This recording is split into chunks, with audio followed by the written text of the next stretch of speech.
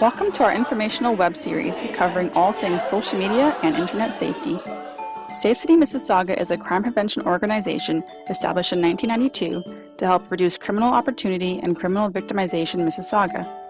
Under our Cyber Ambassadors program, we work with youth and community partners to develop and implement strategies to prevent and eliminate cyber violence.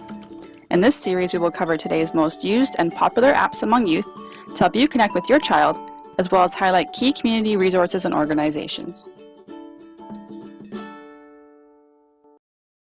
So let's take a look at Kik.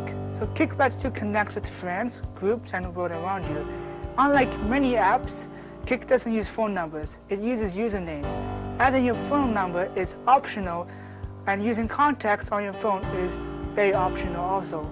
This is because Kik lets you talk without cell phones, to chat with other people by using Wi-Fi or data.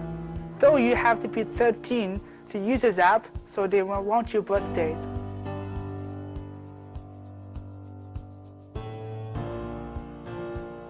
So the main page lists all your chats, including notifications about any new ones.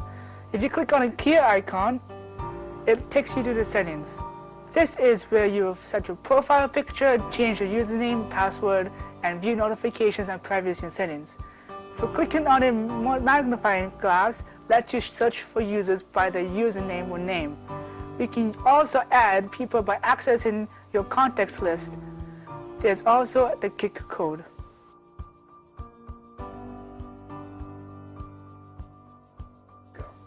Every user gets a Kik code, and they can share this code with people so it's easier to find them on the app. Remember to swipe the white dot towards the camera icon to scan a Kik code. Swipe it to the right to view your code, and click the upward arrow on the top right corner to share this code with other platforms like Facebook or Twitter. Keep in mind that Kik also provides you with something called bots. Bots chat with users and provide users with recommended content about a variety of subject areas or perform certain functions in the app. You can search for and add bots yourself. You have to be careful though. Some bots are used to cyberbully or to harass users.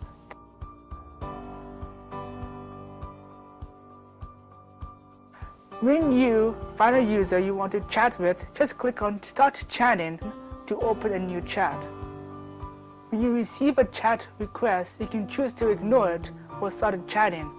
It won't be awkward if you ignore a chat request because users won't know if you've seen the request until you click Chat. When it comes to chat messages themselves, type your text and click the speech bubble to send your message. When your message is delivered, a check mark next to a small D appears by your message. When your message gets read, that D becomes an R. You can send pictures, videos, GIFs, and emojis through chat. Something to know is that you can mute users. This means you will not be told if they message you, delete the chat, or start a group chat. You can mute them using the double circles with the plus and minus sign.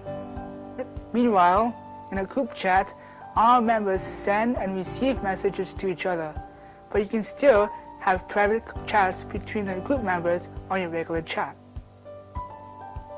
And don't forget about the three dots to the top on the top right. Clicking on these lets you block a user when you report them.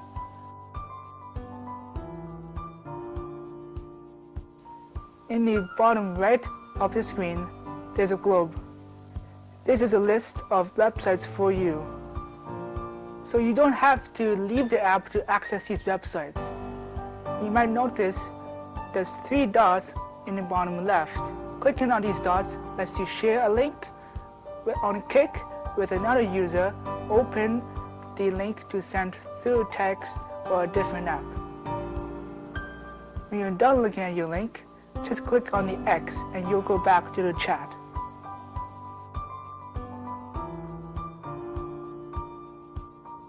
So remember, this is just an overview of the app.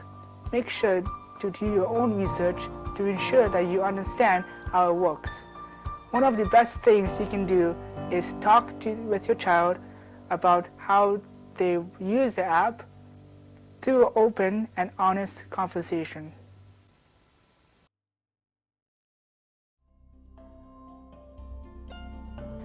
My name is Nisha. I am the program supervisor at Erin Youth Center. Erin Mills Youth Center started as an organization, actually as a partner with the church, and we run after-school programs. Over time, we have grown as an agency, and our mission has become to go from a youth serving to a youth-led organization, meaning that youth are informing all of our decisions, our programs, our activities. It's all run by youth. And our mission is to empower youth to create a brighter future for themselves, regardless of the barriers and obstacles that they're facing in their life. We offer before and after school programs, including a breakfast club that runs Monday to Friday. We ensure that kids have a healthy breakfast in the morning, and if needed, we pack a lunch for them as well. Our after-school programs run Monday to Friday as well, with 3 to 6. So here we do a lot of recreational activities. We have from Monday to Wednesday, it's a lot of recreational. We use the Richmond Community Court, which was a project that was actually led by the youth and successfully opened this October. So we use the court. We have a boys club and a girls club, so gender-specific activities and almost curriculum to help with self-esteem or specific issues. We also run a leadership program which is targeted to older youth, so that they could build their leadership skills. They could get their high five training, first aid training. They get certified to be a Mega Hoops coach, which is basketball coaching certification, just to make youth more ready for employment. And so far we've hired on over 9 youth staff within our agency as well as a result of this program. In terms of families, we don't offer specific programs for families, but there are a lot of parents that we have built strong relationships with that we support just through having a relationship with them, whether, when it comes to the child or the youth, we help them out, whether it's driving them to school. We have a mentorship perspective and program when it comes to working with youth, so taking them out to games or just, if it's to football practices, things like that. So one of the most important pieces of advice that I would like to give parents is to have an open relationship with their teen. I think if a teen is getting bullied or if they're being hurt in a certain way, sometimes it can be a barrier if they're fearful of how their parents will react. So I think it's very important to have a relationship with your teen that they can come to you, ask you for your advice on certain sensitive topics, that they feel comfortable with that, and also being able to open up the fact that they're being bullied online or that they're being bullied at school or whatever it is. For me, a rule of thumb is that if you put yourself in the seat of the person that you are sending that message to, you're commenting on that picture. If you put yourself in the receiving end seat and you wouldn't like that coming to you, don't send it. The golden rule is don't do to others as you wouldn't have done to yourself. So I would just go by that rule.